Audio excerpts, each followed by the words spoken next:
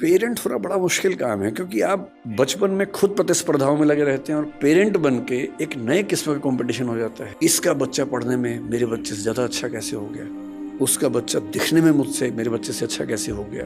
एक अजीब सी प्रतिस्पर्धा जिंदगी भर चलती रहती है। इसलिए पेरेंट होने में बहुत पेशेंस चाहिए, क्योंकि आपका बच्चा वैसा होगा नहीं जैसा आप चाहते हैं। हम सब डिजाइनर बेबी चाहते हैं, ऐसा बच्चा लंबा इतना हो, सुंदर इतना हो, इतना स्मार्ट हो, पढ़ने में तो ऐसा हो कि सबको पीछे कर दे, समझदारी में तो अलग ही लेवल का हो, उसके बाद भी आज्ञाकारी इतना हो कि हमेशा पैर ही छूता रहे। ऐसा कॉम्बो है नहीं दुनिया में कहीं भी, और ऐसे कॉम्बो आप भी नहीं थे अपने पेरेंट्स के सामने। जब आप नहीं थे अपने पेरेंट्स के सामने, तो आप कैसे उम्मीद कर सकते हैं कि आपके बच्चे वैसे कॉम्बो बनेंगे? नहीं बन सकते। तो आपका बच्चा शायद पढ़ने में अच्छा होगा लेकिन थोड़ा मोटा होगा, पढ़ने में खराब है लेकिन दिखने में सुंदर है, दिखने में सुंदर हो गया, पढ़ने में भी अच्छा हो गया, पर बदतमीज है। कहीं ना कहीं तो मामला फंसेगा ही। और जब तक मामला घर के अंदर है मैनेज हो जाता है, जब बाहर जाने लगता तो बड़ा पेशेंस चाहिए। लोग मजाक बनाएंगे आपके बच्चे का, 10 लोग आपके सामने चिढ़ा के बोलेंगे तुम्हारा बच्चा जो है ना देखने में भद्दा लगता है। आपका खून जल जाता है उस समय, अहिंसा का विचार हट जाता है उस समय। मन करता है कि अभी तो हिंसा हो ही जाए, बाद में अहिंसा देख लेंगे। ऐसा मन में आता है, स्वाभाविक सी बात है, सबके मन में आता है। तो उस आदमी के साथ जो हुआ न्यू जर्सी में, उसका बच्चा थोड़ा सा मोटा था। बहुत लोगों के बच्चे मोटे होते हैं। अमीर समाजों में ज्यादा है, अमेरिका में ओबेसिटी ज्यादा है, यूरोप में ज्यादा है। मेरा ख्याल है कि भारतीय समाज में जैन परिवारों में दिक्कत थोड़ी ज्यादा होगी, क्योंकि जैन समाज भारत का सबसे अमीर समाज है। तो ये खतरा ज्यादा है, सीधी सी बात है, ये खतरा ज्यादा है, क्योंकि जहां एफ्लुएंस ज्यादा है, पैसा ज्यादा है, सुविधाएं ज्यादा हैं, वहां ये खतरा ज्यादा है। सिंपल सी बात है।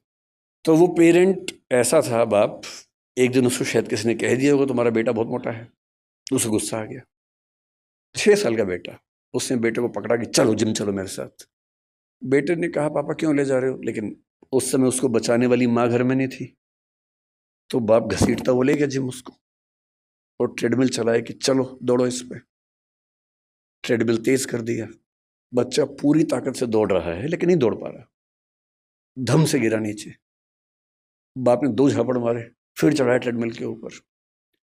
5-6 बार वो गिरा, और ऐसा गिरा कि उसकी मौत हो गई। और अब 3 साल बाद इस घटना के, लगभग 3 साल हो गए इस बात को, अब केस शुरू हुआ है, उसके फादर जेल में हैं। 30 साल की सजा का प्रस्ताव दिया गया सरकार की ओर से, क्योंकि वहां प्ली बार्गेनिंग होती है कि इतनी सजा ले लो तो केस नहीं चलाएंगे, नहीं तो केस चलाएंगे। तो उसने कहा कि मैं सजा नहीं मानूंगा, तो केस चल रहा है, बाप जेल में। ये घटनाएं इतनी मात्रा में पहले नहीं सुनी जाती थी। पहले किसी माँ का अपने बच्चे को मारना केवल एक स्थिति में होता था कि माँ अविवाहित है, वो ऐसी स्थिति में फंस गई है कि कुछ कर नहीं सकती है, उसके लिए जिंदा रहना मुश्किल है। तब भी वो मारती नहीं थी, कहीं छोड़ देती थी, भाग जाती थी। ऐसी ये घटना में कबीरदास का इतिहास हम पढ़ते हैं।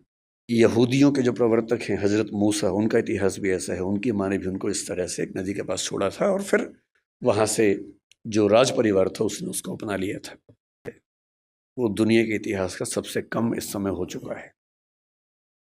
एक तरफा नहीं है, ये बच्चों की साइड से भी है। अगर आप बच्चों का मनोविज्ञान देखेंगे तो वो भी बहुत अच्छे सिम्टम्स नहीं आ रहे हैं इस समय। अभी 2-3 महीने पहले बेंगलोर में घटना घटी है। 14 साल का एक बच्चा, 15 साल का उसका भाई, 2 भाई हैं। 14 साल के बच्चे ने अपने माँ बाप दोनों की हत्या कर दी। एक बहुत बड़ा बोल्डर उनके ऊपर फेंका, बाप के ऊपर। पिता को मारना चाह रहा था, माँ दुर्भाग्य से क्योंकि साथ में थी उसकी मौत हो गई। और फिर पूछा गया कि ऐसा क्यों किया भाई तुमने? उसने जो कहा वो हम सबके लिए बहुत जरूरी है।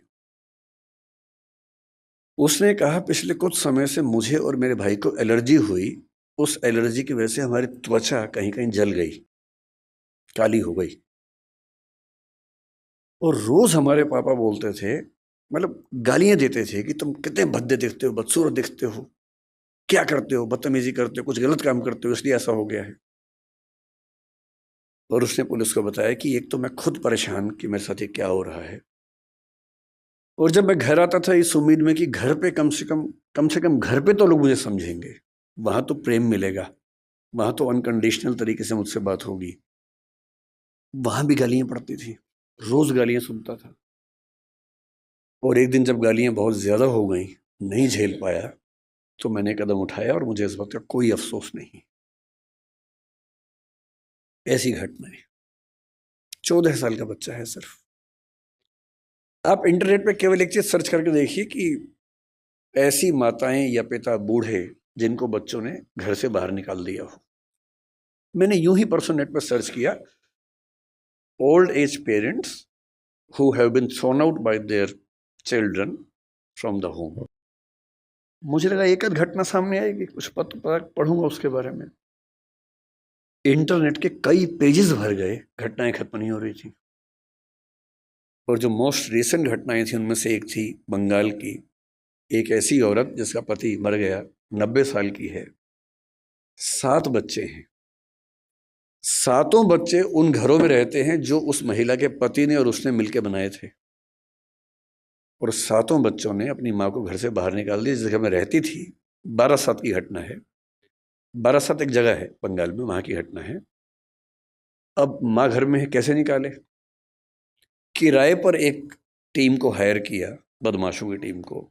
वो आई, माँ को उठाया, रात को लेके गई और कहीं फेंक के आ गए, सिर्फ इसलिए कि इस बुढ़िया का झंझट कौन उठाए। जब ऐसी घटनाएं, आप भी पढ़ते ही होंगे अखबारों में, मैं भी पढ़ता हूँ। और जब जब ऐसी घटनाएं हमारे सामने आती हैं तो हमें बहुत केयरफुल हो जाना चाहिए कि कुछ ऐसा हो रहा है जो ठीक नहीं है। और ये मामला ये कह के टाल देना कि बच्चे आजकल ठीक नहीं हैं, ये पेरेंट्स का सबसे आसान सेफ मैसेज है कि आजकल के बच्चे ठीक नहीं हैं। हमें समझना चाहिए कि ये मामला बच्चों से ज़्यादा पेरेंट्स के लिए महत्वपूर्ण है कि उनसे कहीं कोई ऐसी गलती तो नहीं हो रही कि ऐसी घटनाएं हमारे समाज में ज़्यादा हो रही हैं।